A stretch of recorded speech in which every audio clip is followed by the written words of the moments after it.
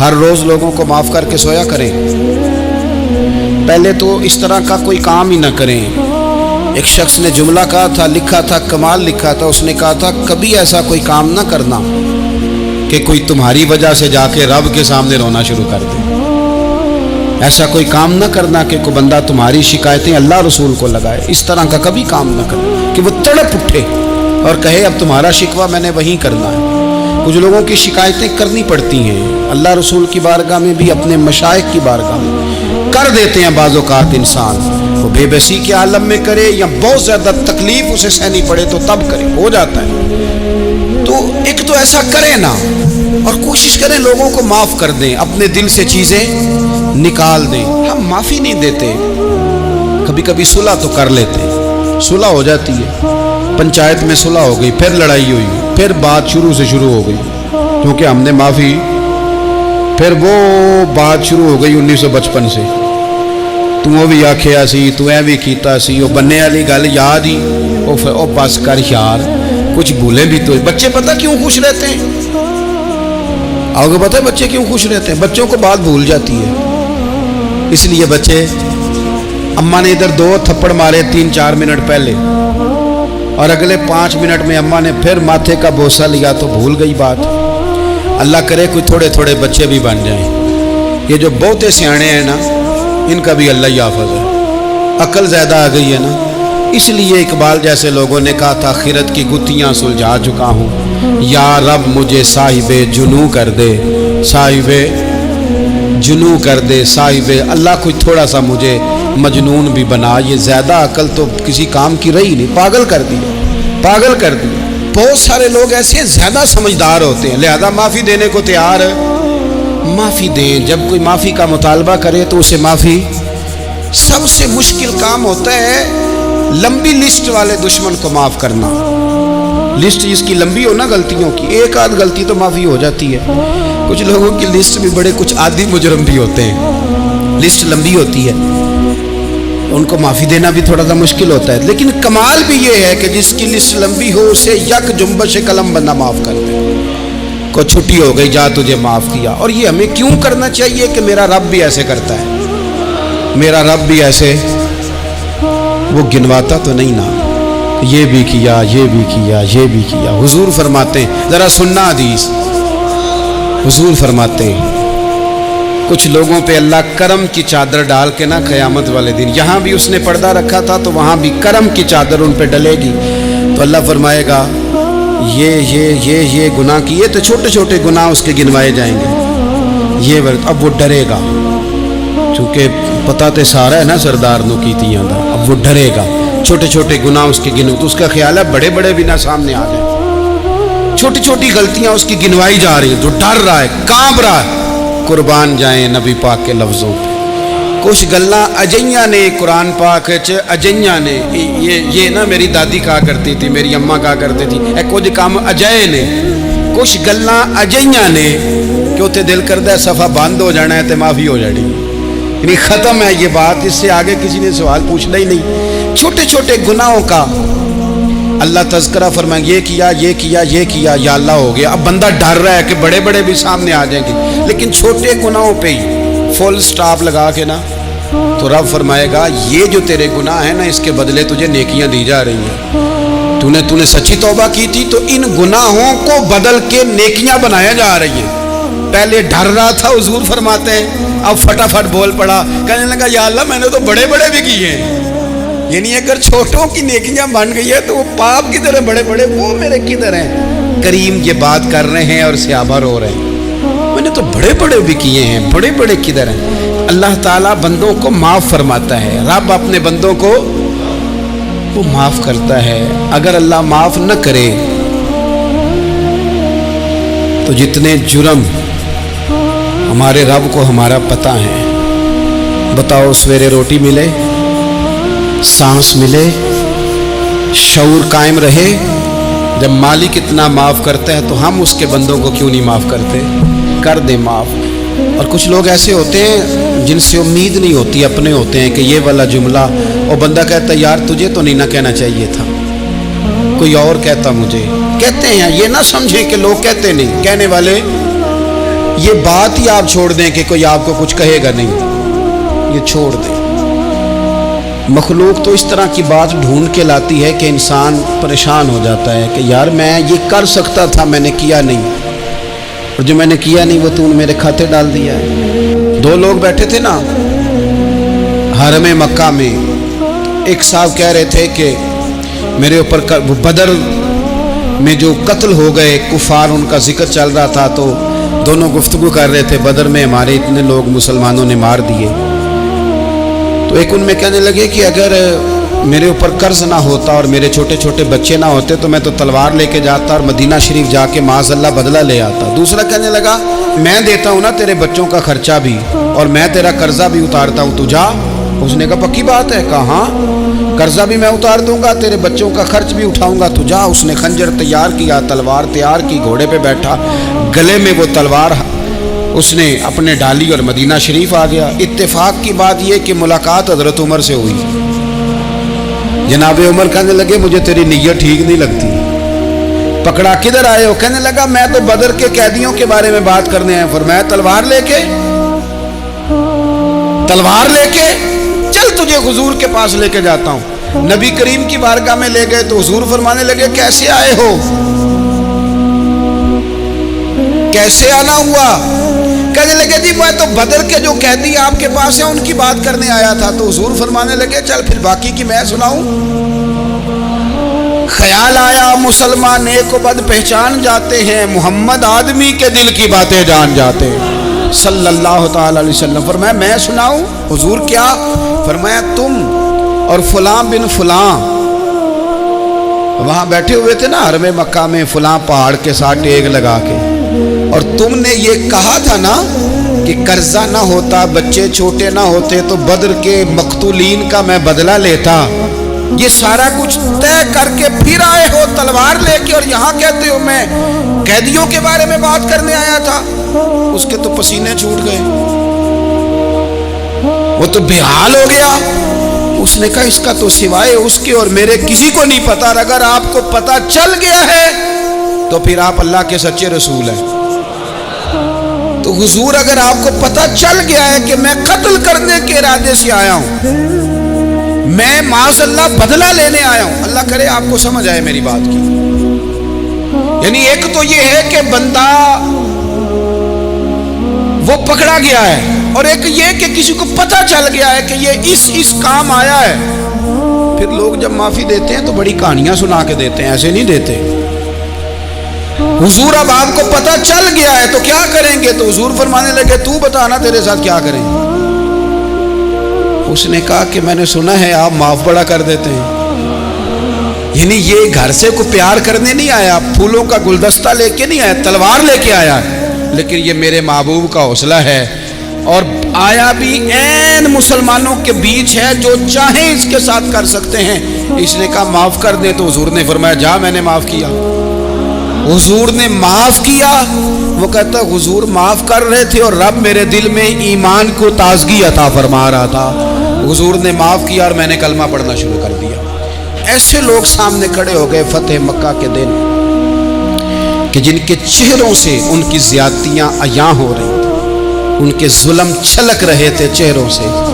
حضور کے سامنے کھڑے ہیں، کانٹے بچھانے والے بھی، روڑے مارنے والے بھی، گلے میں رسیاں ڈال سارے کھڑے ہیں۔ حضور نے فرمایا بتاؤ تمہارے ساتھ کیا سلوک کروں؟ انہوں نے کہا آپ کریم ہیں۔ تو حضور نے پتہ کیا کہا؟ قرآن پاک میں ایک سورہ یوسف ہے، کچھ لوگوں کو لفظ یہ قصہ بھی بڑا برا لگتا ہے، تو اللہ فرماتے ہیں نحن نقص علیک احسن القصص، محبوب ہم آپ کو ایک سونا قصہ سنانے لگے۔ اس کو اللہ نے قصہ کہا، سونا قصہ، سورہ یوسف کو۔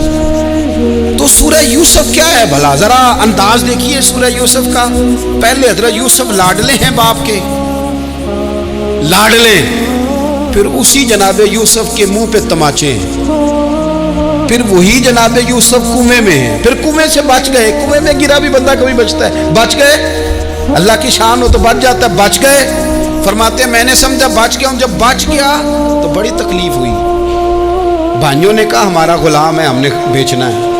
سگے بھائیوں نے بیچا، جو باپ کی طرف سے سگے تھے بیچا، فرماتے ہیں میں بکا، اب بڑا پریشان تھا کہ یار کبھی آپ غور کریں نا کسی کا ریٹ لگ جائے. فرماتے ہیں اب بڑا پریشان تھا، اور جب میں مصر میں گیا تو میں کونے میں کھڑا ہوں اور لوگ مجھے خرید رہے ہیں.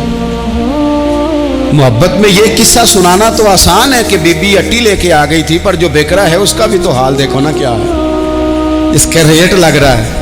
یہ بھی تو بڑی.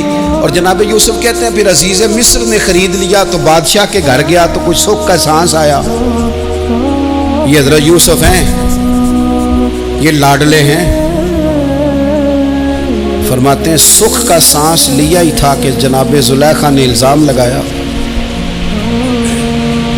اور وہ غلطی معاذ اللہ جس کا تصور بھی نہیں، اس کی پاداش میں سالوں جیل کاٹا. لیکن خدا کی حکمت ہے نا، اللہ کا کرم ہے نا، جس ملک کے وہ قیدی تھے رب نے اسی ملک کا حکمران بھی بنا دیا. یہ اللہ کی حکمت ہے نا، تقاضے ہیں نا. صبح کے تخت نشین شام کے مجرم ٹھہرے، ہم نے پل بھر میں نصیبوں کو بدلتے دیکھا. وہ جو چاہے جب چاہے کر دے. تو جب وہی بھائی مجبور ہو کر سوالی بن کر سامنے آئے ہیں، پتہ کیا ہوتا ہے، بندہ معاف کر دیتا ہے. بہت سارے لوگ معاف کرتے ہیں پر کہانیاں سنا کے، پتہ جے نا ادو کی آکھیا ساجے، پتہ جے نا ادو کی کیتا ساجے، پھر پتہ جے نا تسی اے بھی آندے سو. یہ ساری کہانیاں سنا کے. لیکن حضرت یوسف کے سامنے کھڑے ہو گئے. جناب یوسف نے بات چھیڑی کوئی نہیں، فرمایا تم سے بات ہی کوئی کرنی، جاؤ تمہیں سارا کچھ معاف کیا. اب جب یہ لوگ مکے والے حضور کے سامنے کھڑے، اس طرح معافی دینی چاہیے.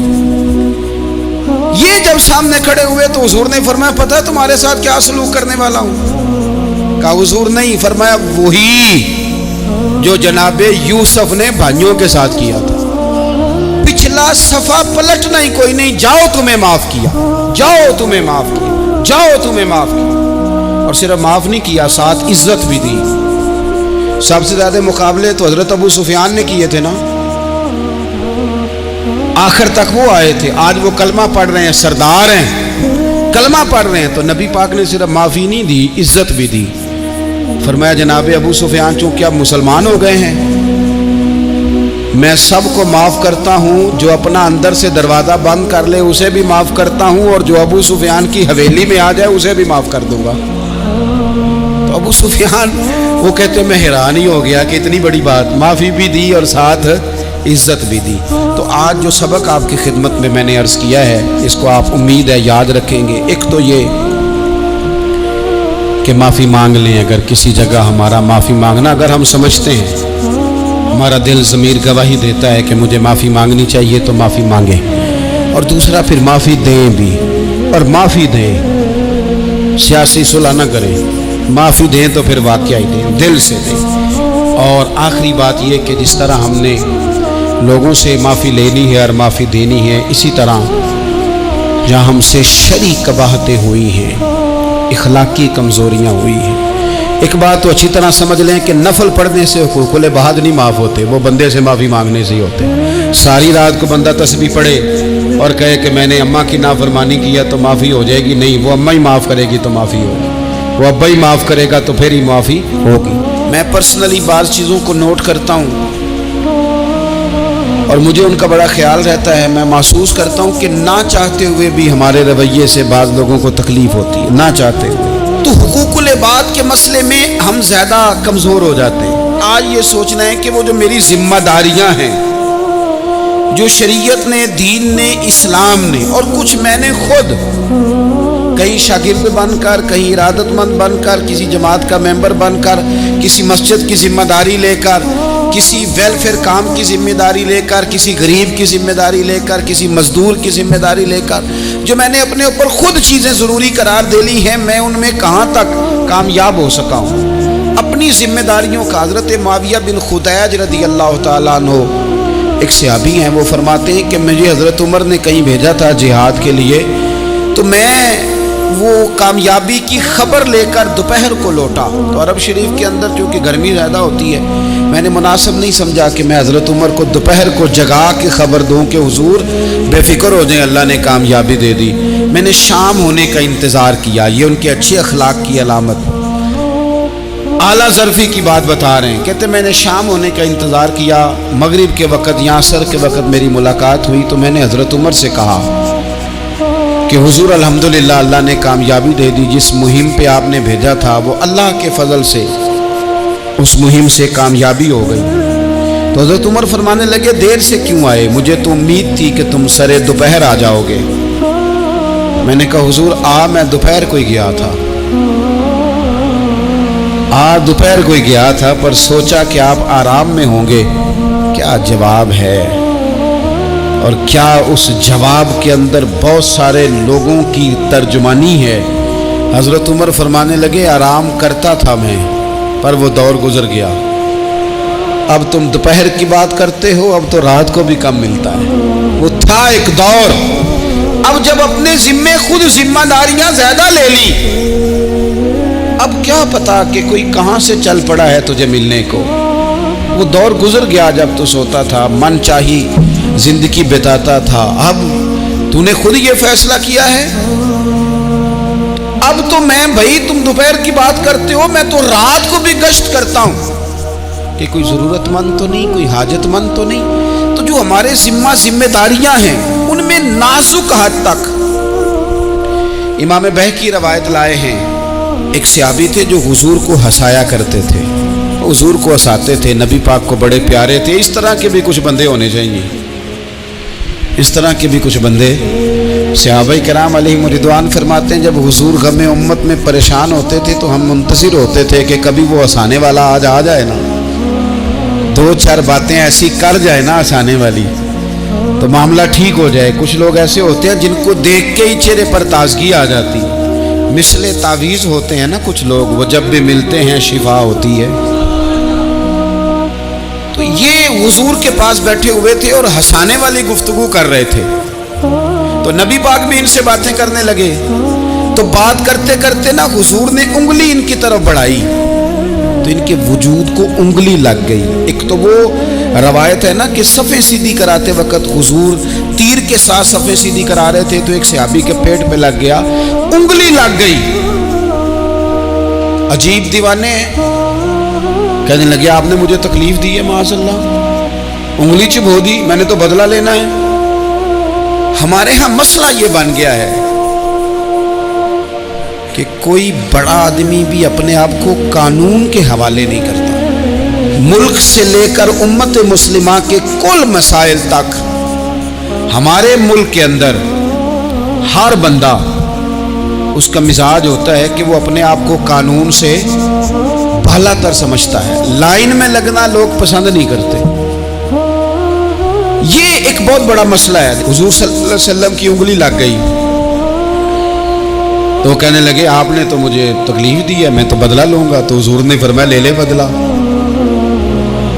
अपने आप को कानून के हवाले बड़ा आदमी जब करता है तो कानून की इज्जत बढ़ती है, कानून का वकार बढ़ता है, सोसाइटी के अंदर फिर ताकतवर कानून हो जाता है। लेकिन जब गरीब आदमी के लिए कानून और हो और अमीर के लिए कानून और हो, तो असल मामला तो कानून की बालादस्ती का है, आईन की पासदारी का है, उसूलों पे खड़े होने का है। तो नबी पाक सल्लल्लाहु ताला अलैहि वसल्लम से कहा कि मैं, हुजूर ने फरमाया ले लो बदला। ये हुकूकुल इबाद की नज़ाकत अर्ज कर रहा हूँ, ले लो बदला।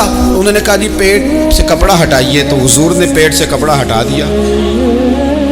तो बड़े दीवाने आदमी थे, उन्होंने उम्मत को बताना था कि कुछ इस तरह के रंग भी होते हैं मोहब्बत करने के लिए, उल्टी ही चाल चलते हैं दीवान गाने इश्क, आंखों को बंद करते हैं दीदार के लिए। इस तरह भी कभी कभी होता है। कपड़ा हुजूर ने हटाया तो उन्होंने नबी पाक के जिस्म नूर को चूमना शुरू कर दिया। कहने लगे दिन बड़े हो गए थे, मौका नहीं को बन रहा था, तो चलो ये एक मौका मिला है, हुजूर आपको किसी के साथ ज्यादती कर सकते हैं। तो मैं तो मौका तलाश कर रहा था, और मेरे भाई नमाज का भी मौका तलाश करते थे सहाबा, जिहाद का भी मौका ढूंढते थे, पर महबूब से मोहब्बत का भी मौका ढूंढते थे। कभी कभी ना मोहब्बत का भी तो मौका, निरे खुश्क नहीं ना हो जाना चाहिए। ना इल्मा विच फसा सानू, तू यार दी गल सुना सानू, उथे इल्म दा सिक्का नहीं चलदा जिथे इश्क हुरां दा डेरा है। तो कभी इधर भी हैं। حقوق العباد کے معاملے میں نزاکت. اور پھر جو آیت میں نے قرآن پاک کی پڑھی، ایک تو یہ ہے کہ آپ لوگوں سے معافی لے، معافی مانگے. ہمارے ہاں نا معافی کا مزاج قبول کریں، جب کوئی بندہ معافی طلب کرے تو معافی. ہمارے ہاں معافی مانگنے کا رواج میں آپ یقین کریں سرے سے ہے ہی نہیں، بلکہ الٹا لوگ چڑھائی کر جاتے ہیں، کہتے ہیں اوہو تم نے معافی مانگ لی ہے تو معاملہ ہی ختم ہو گیا. اور جو آدمی، میں بڑے زمانے سے کہہ رہا ہوں کہ میرے ملک میں ایک رواج بنتا جا رہا ہے، جس کی زبان جتنی زیادہ سخت ہوتی ہے اس کا عروج اتنا زیادہ ہوتا ہے. جو تھوڑا سا شرافت کا مظاہرہ کرے لوگ اسے بزدل سمجھ لیتے ہیں. عزیز بھائیوں، اپنی زندگی میں معافی مانگنے کا مزاج بنائیں. آپ طلب کریں کہ یار مجھ سے غلطی ہو گئی، میں انسان ہوں. آپ یقین کریں ڈھیر سارے لوگ ہیں جن کے ذمہ ڈھیروں معافیاں ہیں، لیکن ان کا مزاج نہیں، ان کی طبیعت نہیں، ان کا تکبر آڑے آ گیا ہے. اور میرے نبی پاک صلی اللہ تعالی علیہ وآلہ وسلم نے فرمایا تھا یہی بدلہ دے دو کسی کا دینا ہے تو، یہی معافی لے لو، یہی. ورنہ فرمایا یاد رکھنا قیامت کے دن تو اس طرح ہوگا کہ اگر سینگ والی بکری نے بغیر سینگ والی بکری کو مارا ہوگا اسے بھی قیامت میں بدلہ دینا پڑے. یہی معافی تلافی لے لو، یہی. تو ہمارے ہاں مزاج نہیں. مزاج بنائیں نا، آپ معافی کا مزاج بنائیں. رسمی ویسے معافیاں مانگتے ہیں، آج میں جا رہا ہوں بھائی اگر کوئی ہو گئی تو معاف کر دینا، یہ تو رسم ہے، تو بڑی دنیا ادا کرتی. آپ کو پتہ ہے کہاں آپ کو معافی لینی ہے. تو جہاں جہاں اس طرح کے معاملات ہیں وہاں آپ کلیئر کریں. صحیح بخاری میں حدیث ہے حضرت ابو ذر غفاری سے، جب کسی نے کہا کہ آپ نے اسی طرح کے کپڑے خود پہنے ہیں جس طرح کہ آپ کے غلام نے پہنے، یہ کیا معاملہ ہے؟ تو فرمانے لگے، اعلانیہ خود بتانے لگے، فرمانے لگے مجھ سے ایک دفعہ غلطی ہو گئی تھی، میں نے ایک غلام کو جھڑک دیا تھا تو نبی پاک نے مجھے تنبیہ فرمائی، تو میں نے اس غلام سے معافی بھی مانگی، اور اس دن سے لے کر آج تک میں جس طرح کا خود لباس پہنتا ہوں اسی طرح کا اپنے غلام کو پہناتا ہوں. تو وہ خود بیان کر رہے ہیں، وہ لوگ اظہار کر رہے ہیں کہ ہم نے یہاں نبی پاک علیہ الصلوۃ والسلام کے تنبیہ کرنے پر ہم نے اپنے غلام سے، خادم سے یا کسی غلام سے معافی مانگی. تو معافی مانگنے سے بندے کا قد کبھی چھوٹا ہوتا ہے؟ میرے نبی پاک علیہ السلام نے فرمایا جو معافی مانگ لے اللہ تو اس کی عزت میں اضافہ کر دیا کرتا ہے. تو اس لیے ایک تو جہاں یہ معاملہ ہے وہاں، اور دوسری جو آیت میں نے تلاوت کی اس میں اللہ کہتا ہے کہ غصہ پی بھی جاؤ، معافی مانگو بھی اور معاف کر بھی دو. والکاظمین الغیظ والعافین عن الناس، فرمایا وہ لوگ جو غصہ پی جاتے ہیں اور لوگوں سے درگزر کرتے ہیں، لوگوں سے درگزر کرتے ہیں. واللہ یحب المحسنین، اللہ ان احسان کرنے والوں سے محبت فرماتا ہے، ان سے اللہ پیار کرتا ہے. تو رب فرماتا ہے جو غصہ پی جاتے ہیں والعافین عن الناس، اور لوگوں سے درگزر کرتے ہیں. ایک تو معافی مانگے اور دوسرا معاف کر بھی دے. اگر دل میں کوئی بات ہو تو معاف. تو جو جہاں شریعت کی مخالفت کی ہے وہاں بھی معافی مانگے، اللہ کے حضور گڑ گڑائیں، توبہ کرے، اور توبہ بدل جانے والی کرے، تبدیل ہو جانے والی توبہ کرے. معافی مانگ بھی لے، معافی دے بھی دے. اور آپ سے یہ بھی گزارش کروں گا کہ جہاں اللہ رسول کی ہم سے نافرمانی ہوئی ہے وہاں تنہائی میں 2 نفل پڑھ کے، تنہائی میں اللہ تعالیٰ سے بھی معافی کے خواستگار ہوں. یاد رکھیں جب اس کی خفیہ تدبیر آ گئی تو پھر معافی کا وقت ہو سکتا ہے خدا نہ کرے ہمیں نہ مل سکے. تو اب وقت ہے، خوب استغفار کریں، خوب معافی مانگیں. اللہ تعالیٰ آپ کو اور مجھے عمل کی توفیق عطا فرمائے. حضرت ام فضل رضی اللہ تعالیٰ عنہ، یہ نبی پاک صلی اللہ علیہ وسلم کی چچی ہے، جناب عباس کی زوجہ ہے. حضور کے پاس آئی ڈری ہوئی، عرض کرنے لگی یا رسول اللہ صلی اللہ تعالیٰ علیہ وسلم، حضور میں نے بڑی خوف والی خواب دیکھی ہے. فرمایا چچی کیا ہو گیا؟ عرض کی یا رسول اللہ صلی اللہ علیہ وسلم آپ کے وجود کا گوشت کا ٹکڑا کٹ کے میری جھولی میں آ گیا، میں بڑی پریشان ہوں. اللہ کے رسول سن کے مسکرائے، فرمایا یہ پریشانی والی خواب تو نہیں، تو خوشی والی خواب ہے. یا رسول اللہ کیا خوشی؟ فرمایا میری فاطمہ کو اللہ بیٹا دے گا اور وہ تیری گود میں کھیلا کرے گا. اللہ میری فاطمہ کو بیٹا دے گا، وہ تیری گود میں کھیلے گا. امام حسن پیدا ہوئے، میرے رسول پاک نے پیدا ہوتے ہی کان میں اذان دی، فرمایا چچی کو تو بلاؤ. حاضر ہوئی، فرمایا یہ لو اللہ نے تمہارا خواب پورا فرما دیا ہے. نبی کریم صلی اللہ تعالیٰ علیہ وسلم نے فرمایا رات میں نے خواب دیکھی ہے. حضور فرماتے ہیں میں نے خواب دیکھی. حضور کیا؟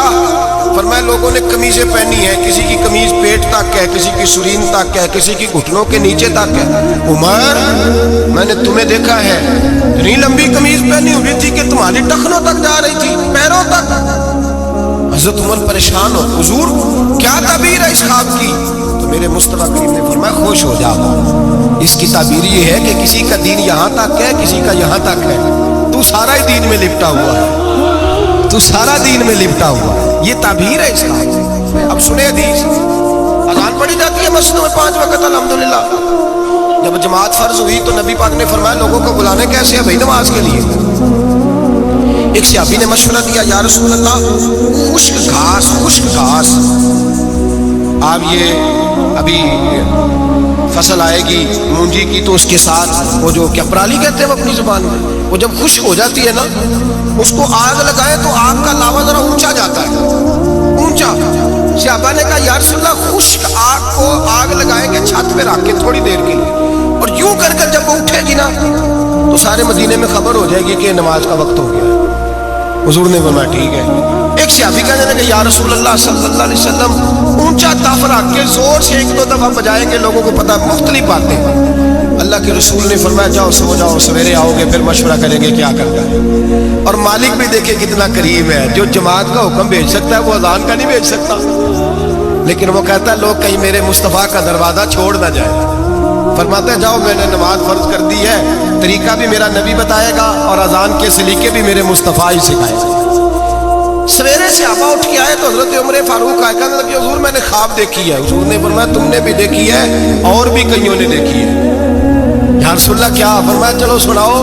ایک صحابی اٹھے کہنے لگے حضور میں نے خواب دیکھی ہے کہ میں ایک بندہ کانوں میں انگلیاں لے کے کھڑا ہے اور کعبے کی طرف منہ کر کے کہہ رہا ہے اللہ اکبر اللہ اکبر اشہد ان لا الہ الا اللہ اشہد ان محمد رسول اللہ حی علی الصلاۃ حی علی وہ یہ کلمات پکار رہا ہے. حضور نے فرمایا چل تو بھی سنا. کہنے لگا حضور سنانا کیا ہے؟ یہ جو اس نے دیکھا ہے وہی میں نے دیکھا ہے.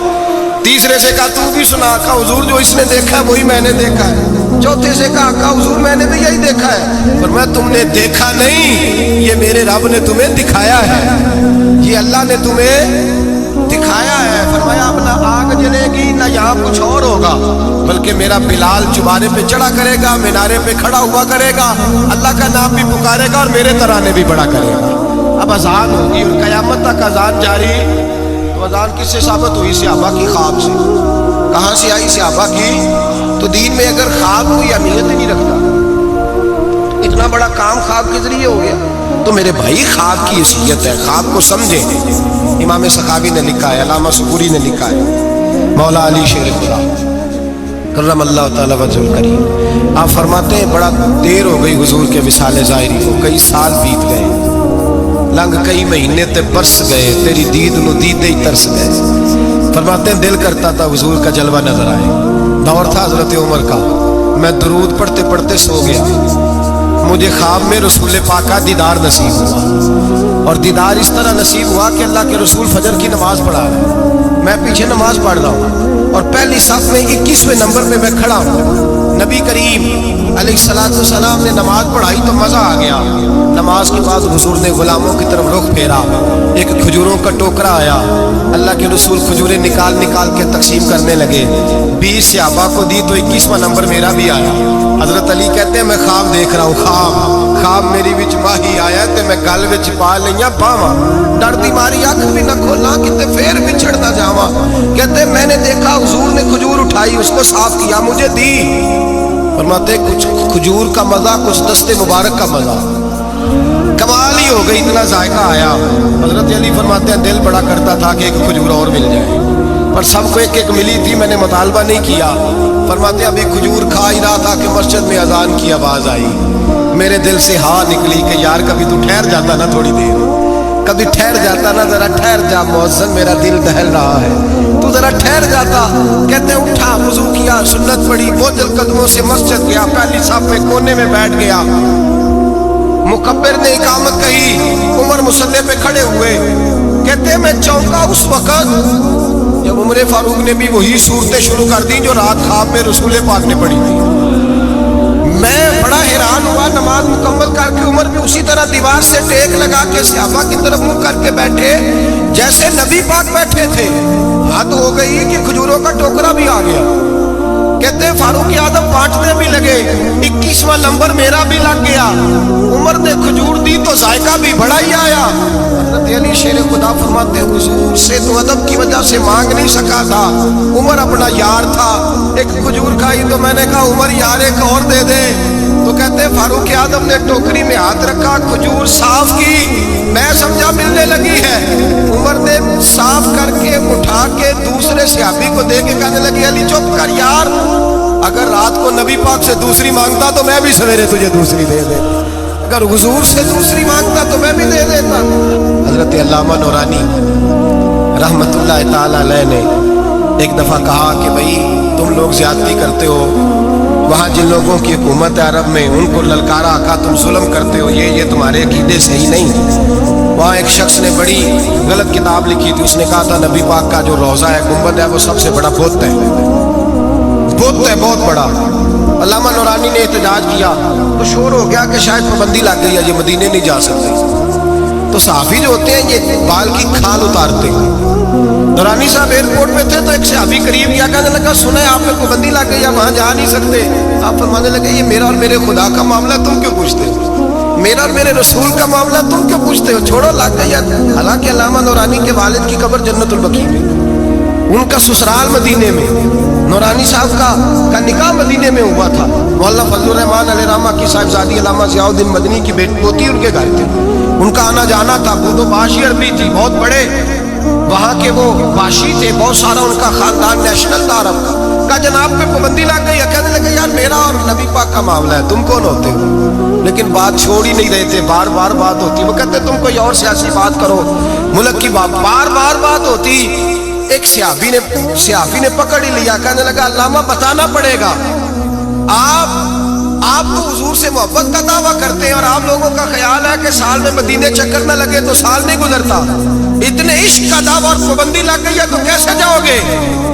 تو علامہ نورانی نے صحافیوں کے بیچ کھڑے ہوئے موٹا جملہ کہہ دیا، بڑی بات کہہ دی۔ پلٹ کے دیکھا، کہنے لگے میں نے وضو کیا ہے اور 66 سال سے ہر سال مصلی رسول پہ کھڑے ہو کے قرآن سناتا ہوں، اور زندگی میں کوئی بڑے سے بڑا آدمی 36 سال سیاست کے باوجود 1 روپے کی کرپشن کا الزام نہیں لگا سکا۔ میں کرائے کے مکان میں رہ کے وقت گزارنے والا شخص ہوں، میں فقیر مصطفیٰ ہوں، تم کیوں اس طرح کے سوال کرتے ہو؟ کہنے لگے مولانا بتائیں، پھر بتاتے کیوں نہیں؟ آپ فرمانے لگے سنو پھر، میرا باپ احمد رضا بریلوی علیہ رحمہ کا خلیفہ ہے، ہم کوئی معمولی لوگ نہیں ہیں، میرے مدینے جانے پہ پابندی ہے تو کیا ہوا، میرے ہی مدینے جانے پہ پابندی ہے نا، نبی پاک کے پاکستان آنے پہ تو کوئی پابندی نہیں نا، رسول اللہ کے آنے پہ تو کوئی پابندی نہیں نا۔ فرمایا ہم عشق کے بندے ہیں، کیوں بات بڑھائی ہے، میں ایک دفعہ رو کے درود پڑھوں گا، میرا نبی مجھے دیدار کرا جایا کرے۔